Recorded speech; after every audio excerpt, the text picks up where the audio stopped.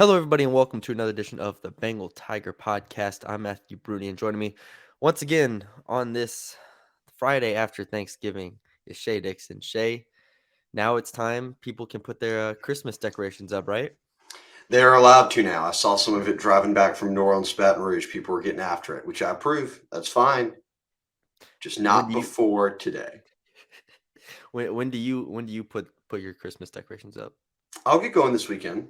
I'll get Okay. going this weekend. Then that way it's done if it continues into next week by the first. And then you've got a few weeks to ride it. Yeah. Okay. Makes sense. Makes sense. We'll Here's the see. key. Here's the key for anyone in South Louisiana or in Louisiana. You want to turn your Christmas tree into a Mardi Gras tree afterwards. That way you really don't have to put that away until like February. So just This is smart. good. This is good. I'm learning new things here. There you go. I So I yes, didn't if know you that. have a tree, don't put it away. We have a fake tree, but I don't have to break that thing down until late February and Mardi Gras is over. We just turn it right into a Mardi Gras tree. Damn. Okay. You get 3 months out of that thing. That's pretty good.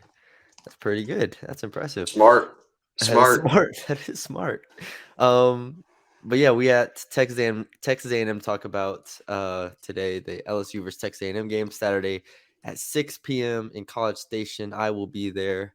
My first road game on the beat. So that'll be fun, not the most fun place to be. I've been to College Station twice, once in high school and once for my friend's graduation there. Even though he didn't go to the school there, it was in the system, so you know what I mean. So anyways, been there twice.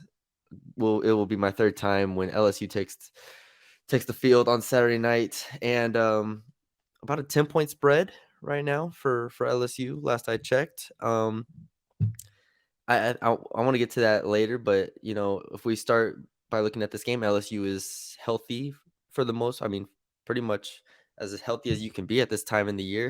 It was funny. We talked to Ollie Gay in the player interviews, and somebody asked him how fresh he's feeling at this point in the year, and he's like, "Nobody's feeling fresh.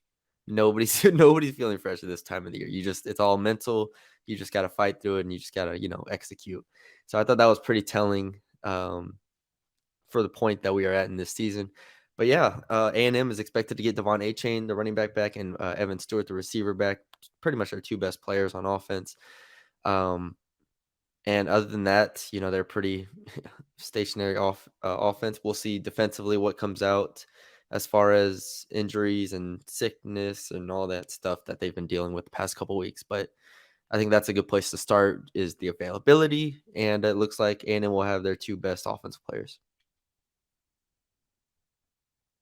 We knew this would happen, right? That A&M was going to get everybody back for this game.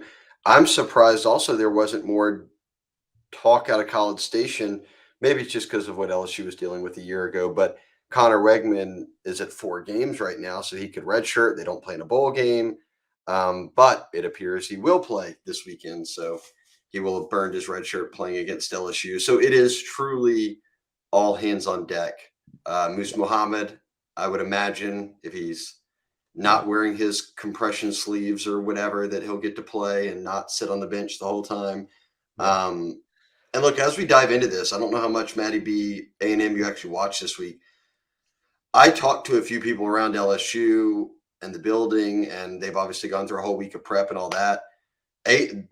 They're not going out there and thinking that A&M is just going to roll over. They defensively, A&M's got a good team, especially when they've got all their guys available. It's offensively, they've had so many guys out. They've been beat up along the O line. They are on their third quarterback, which arguably might be their best one, but it's their Yeah. true freshman. And A Chain has not been playing recently, who is by far their best player. So, yeah, I think 10 points to me seems like a lot, honestly. Me I too. think it's Me going to too. be closer than 10 points. So just looking at the schedule, and you and I think a lot of LSU fans, I think a lot of just football fans in general have watched a lot of A&M games because they're kind of like that thing that's on fire that you just like enjoy watching. You're just like, okay, I enjoy watching that. And they've only allowed two teams this year to score over 31 points, and they've only lost two games by double digits this year. and that was the Mississippi State game earlier in the year, and then Florida. And in that Florida game, if you remember, in the first half they were up. Devon Achane was running all over Florida, and then the second half Florida kind of pulled away and did a good job there. So those are the only two times they've been blown out this year. Ole Miss, they played close. Alabama, they played close. South Carolina, they played close. Auburn was a really ugly game, but they played close. They beat Arkansas, even though I think it was fluky, still won that game. So we have all these results here that tell us A&M, while it is not the team that is, what anybody expected it to be. It's the second. It's the first team since 2010 to be ranked in the top 10 and not make a bowl game. So obviously it's disappointing, but there's a reason they were ranked number 6 coming into the season. The talent is there, and they are capable of making this thing ugly and making it close. Like, I think that's the thing that I have completely enter this game expecting it to be. I expect it to be ugly, and I think a 10-point spread is, like you said, it feels like a lot. I think LSU, I feel confident in them winning the game, but it's like, how are you going to win the game, and how much can you win it by? I'm not sure exactly.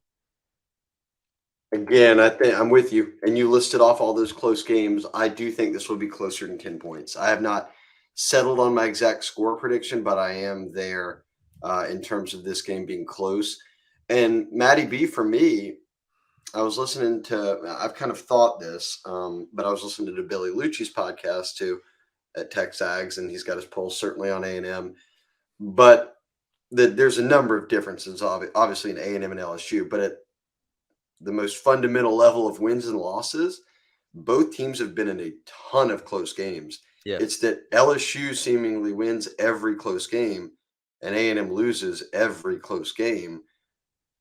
We'll see. Does that flip this weekend? It always could. I mean, as time goes on, eventually you're going to come out on the right side of one of those games. Another thing Brian Kelly talked about and the team knowing was that this is A&M's bowl game. It is senior night. They're not going. This is it for their whole season. They will not play another football game until next September. So when you talk about leaving it all out there, senior night, the emotions of that, I view this almost like that Arkansas game where it was like, y'all are going over into an environment at 11 a.m. and cold and rainy and against a team that had lost a couple games in a row, and it's going to be tough. I kind of view it as that kind of game. The elements won't be bad. It's supposed to be like 60 degrees and no rain and good weather, so the crowd will be out. Yeah. Yeah, the weather at least will be. I think that's a big thing at least, but not for nothing. Even if we look at it from the LSU side of things, in their 3 road games this year, they haven't been impressive, right? You got Florida, you have Auburn, and you have Arkansas. And, we'll take if they play at the level they played at against Florida offensively, then okay, everything's great. But in the Auburn and Arkansas games, the offense didn't show up. And those games were very, very close against, Auburn and teams in Auburn and Arkansas that I'm not sure how much better they are than A&M. It's like none of those teams are supposed to scare you, but Auburn and Arkansas did already. And then you add in the fact that A&M will be playing this game with, I think, a lot with a fairly big chip on their shoulder, just because they've already said they want to ruin LSU season. Like, this is a rivalry game. This is and last year LSU won at the end, kind of spoiling a little bit of A&M season. So if I'm confident, again, I want to repeat, I think LSU is the better side. I trust Brian Kelly to get them prepared, and I think they win. The question is, by how much can they win by, and how convincing can it be? Because it is a road SEC game, and those are always challenging. So I think we've covered it well from the overall perspective of being like, hey, we were kind of nervous for the UAB game. We were kind of nervous for the Arkansas game. I kind of felt good about the Arkansas game. I predicted them to blow them out, and I was completely wrong. And this team, and there are signs that this game could be a similar type of game there. I will say, if we want to start looking individually, Jaden Daniels, I trust to have a better game than he had against Arkansas. I don't think he turns the ball over, and I just think he's going to be more sharp. Will he be great? I don't know, but I think we're not going to see the Arkansas version of Jaden Daniels or the Auburn version of Jaden Daniels. Yeah, I don't know if we want to go straight into the who we're watching or what we're watching. My answer on offense is Jaden Daniels. Like I Yeah. want to choose Josh Williams being back and them running the football, but can you run it all over A&M? I think that their front seven is talented. If they have all the guys out there, I think that they're pretty good and tough to move it on. You noted that what? How many teams have scored more than what benchmark? Two. Two have scored more than 31. And we So know that LSU's golden number is 30. They've won 17 straight, or like something like that, like 12, 13 straight games when they've scored 30 or more. You'd like to get there, but as you noted, it's only two of the 11 teams they've played have done that. I think Jaden Daniels is the key to this game. If he doesn't play well, I don't think LSU wins. Defensively, I think LSU will play well. How do they score the football? Can they run? Here's my question: can they run on A&M from the start to the finish and not just have to rely on Jaden and the offense, receivers, Jaden's legs to carry them into the third and into the fourth, and then you sort of put it away with Josh Williams, which is what they did at Arkansas, which is what they did at Auburn. There's been multiple games where you've had to have Jaden have that big first half and into the third before you can just sit on the run game. yeah, one of A&M's best games of the year was against Ole Miss, and I think it kind of this defense is a lot better against the pass than the run. In my opinion, just from watching them, and then stats kind of back me up on that.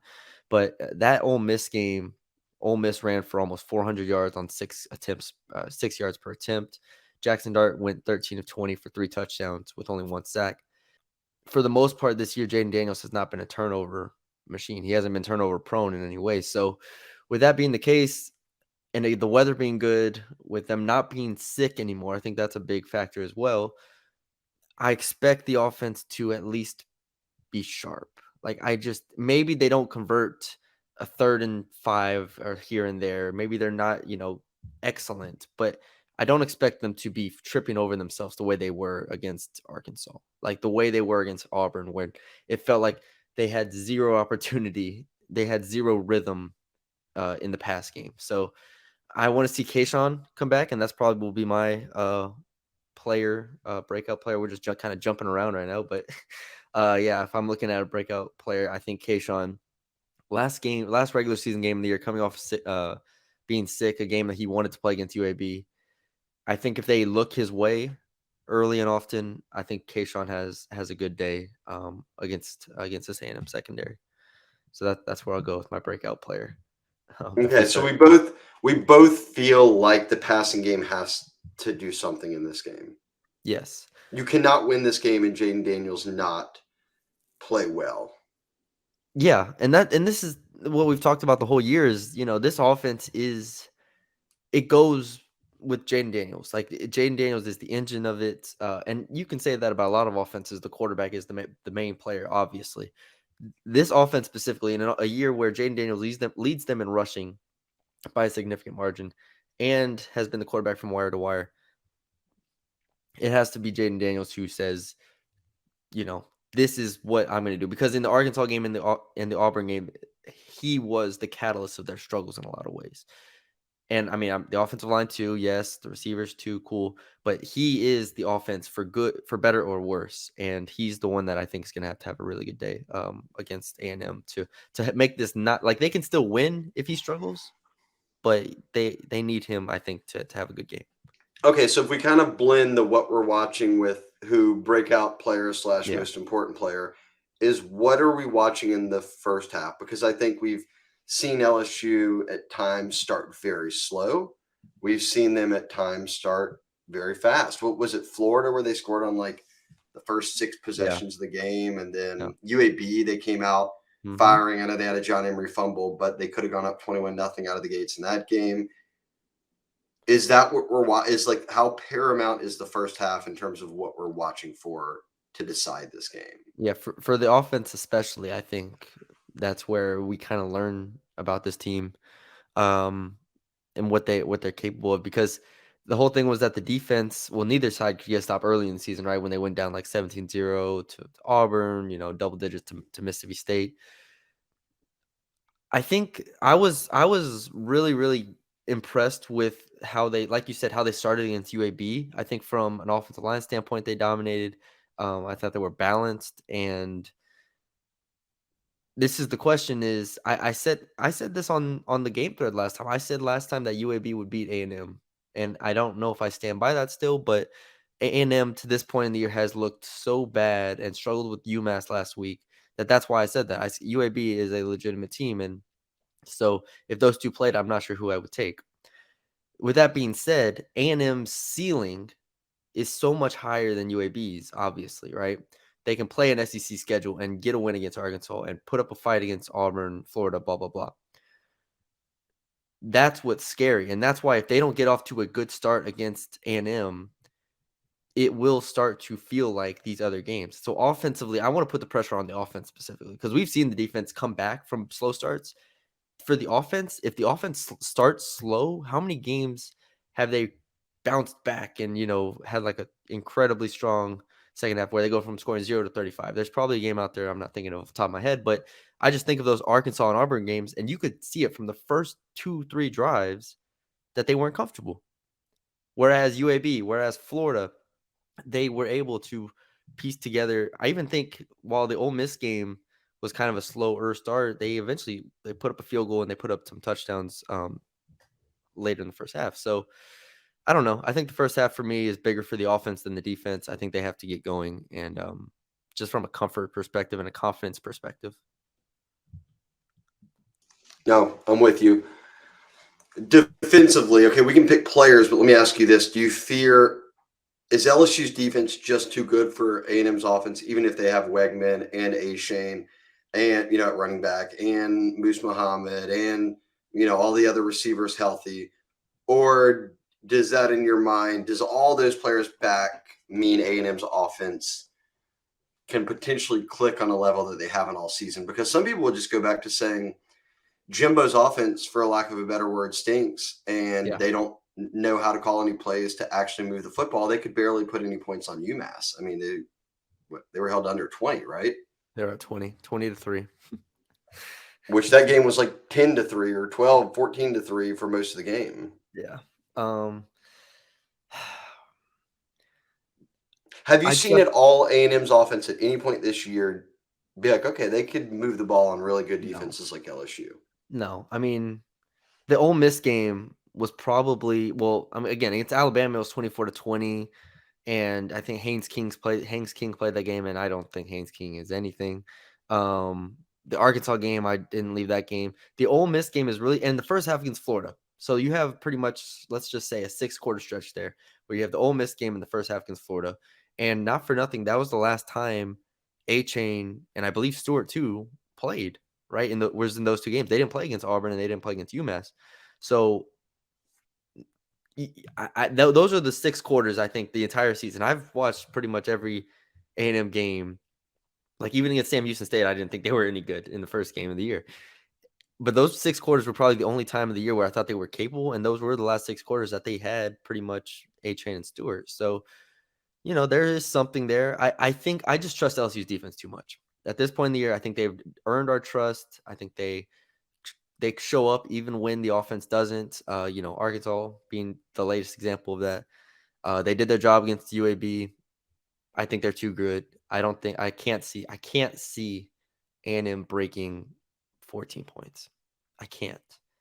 And maybe I'm wrong, but I think 14 is a pretty good number for A&M. Maybe 17 at the absolute most. They will not score 3 touchdowns on LSU. But you also think it's going to be a close game. I do. So So I think 24 to 14. yeah, in that range, like maybe a 24-17. I know that the total, I don't know I haven't looked, but the total was at like 45 or 46, something like that. Which feels about right. It feels about right. I don't think it's going much over that if it does at all. So yeah, again, A&M has put together back to back. The Ole Miss and Florida games actually showed a little bit of a pulse. Sure. I think LSU's defense is much better than both of those, and I think LSU will be able to keep them quiet for the most part. All right. Who are you watching on defense? Let me pull up the roster. Let me pull up the roster so I don't miss anybody here. I would like. I don't want to see Connor Wegman get going at all, like at Okay. all. And that was the whole thing in the Ole Miss game. I left that game very impressed with Connor Wegman. I think he had 4 touchdowns, no picks. I had the box score up. Yeah, 4 touchdowns, no picks, 28 of 44 passing for 338 yards. Again, I don't think Ole Miss's defense is anywhere near LSU's defense.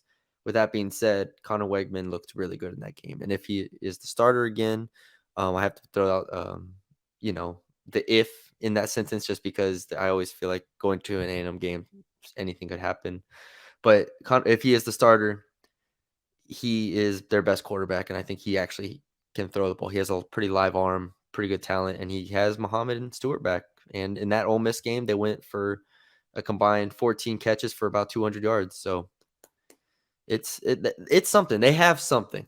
Again, like you said, the scheme, the fit, Jimbo Fisher is all just like disgusting. Like I don't, offensively, I don't think they're great, but they have something and they have talent. So I think it's interesting. But yeah, I'll go with the secondary here. I'll go with give me Jorrick Bernard Converse. I think he's been All good the right. last half year. Okay. I will go with Perkins. Harold Perkins obviously was once committed to A&M. He's Mm-hmm. from Texas and played high school ball in Texas. I Yep. would think that he wants to have a big game here. I'll flip this to the other side of it. I do not think they can let A-Chain get going in this game. So whether that's Greg Penn, whether that's Perkins, whether that's Baskerville, these Yep. linebackers at the second level, I think will need to have a good game. You want A-Chain, right? Or excuse me, you want the kind of game to be in the hands of Wegman, right? Like the true freshman, it's his 5th game. The O-line hasn't been playing great. They're without some O-linemen, obviously. You don't want A-Chain to get going to where Wegman doesn't have to do a ton. So I'm going to go with the linebackers is what I'm really watching. Whether that is Harold Perkins, whether that's just Penn or Baskerville, I don't know. But those guys who typically lead the team in tackles are going to need to stay active in this one because I would presume they want to lean on A-Chain.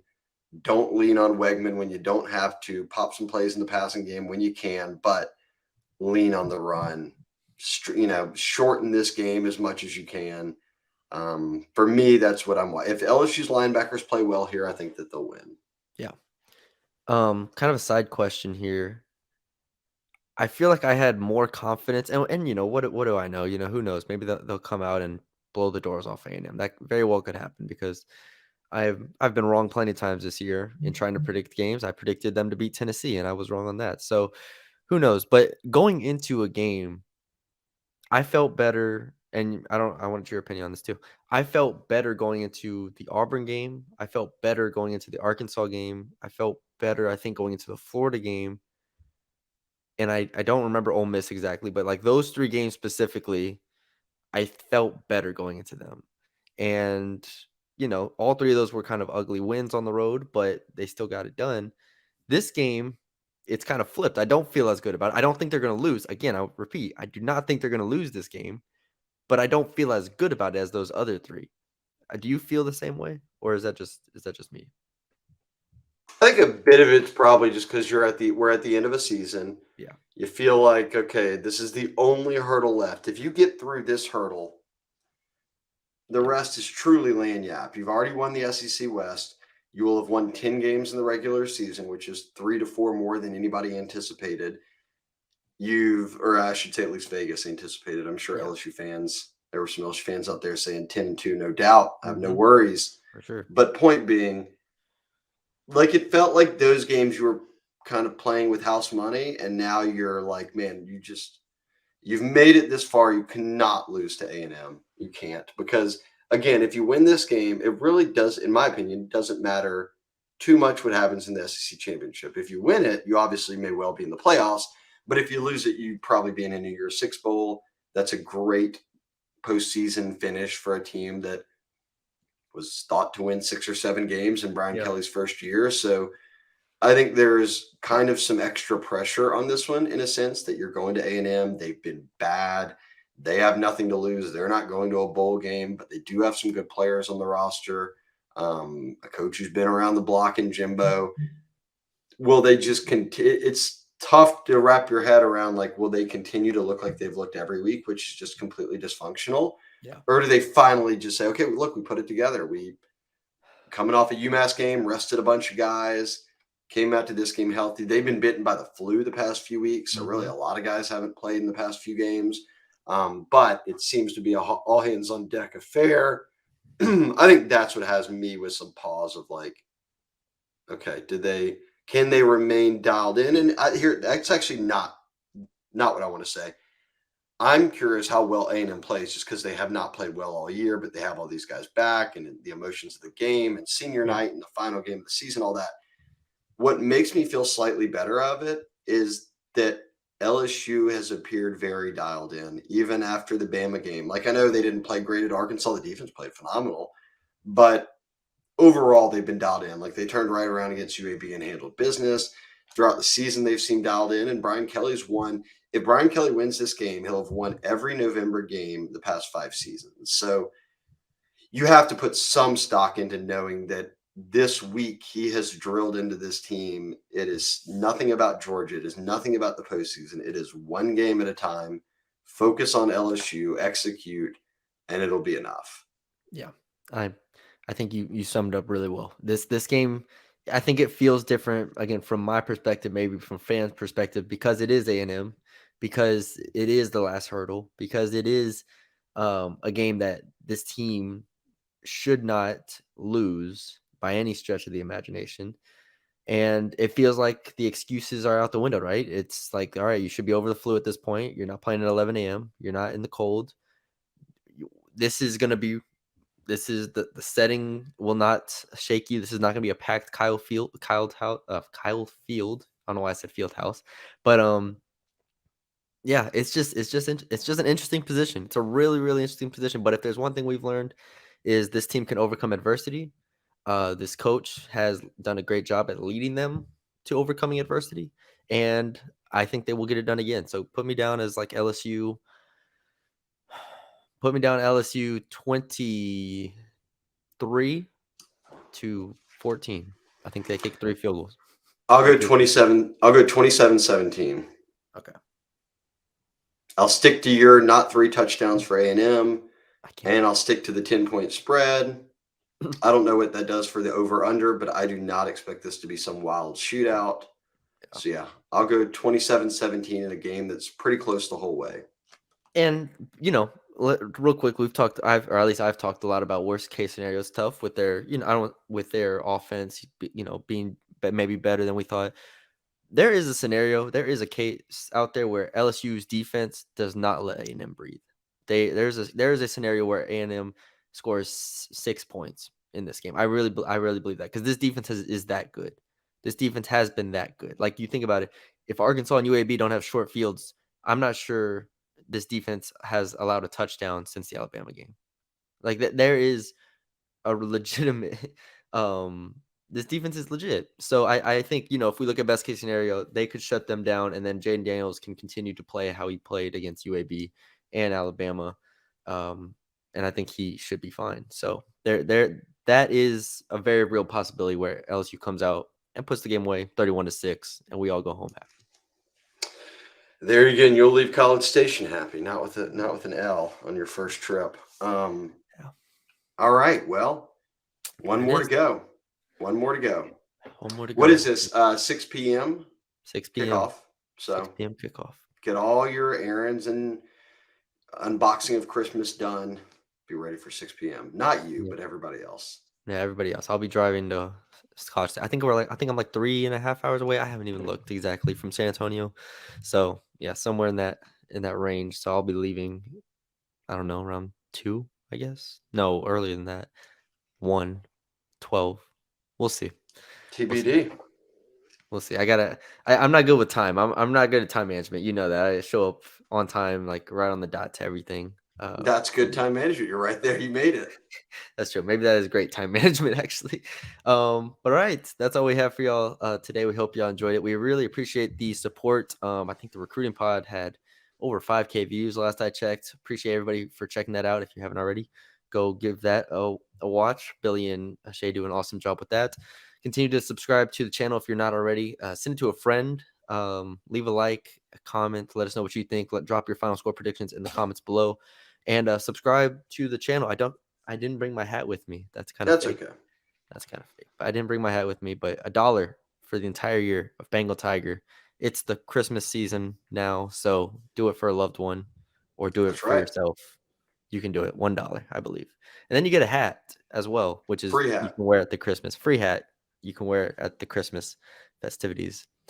So yeah, that's all we got for y'all today. We hope y'all enjoyed it. For Matthew Brune, or for Shea Dixon, I'm Matthew Brune, and we'll talk to y'all later.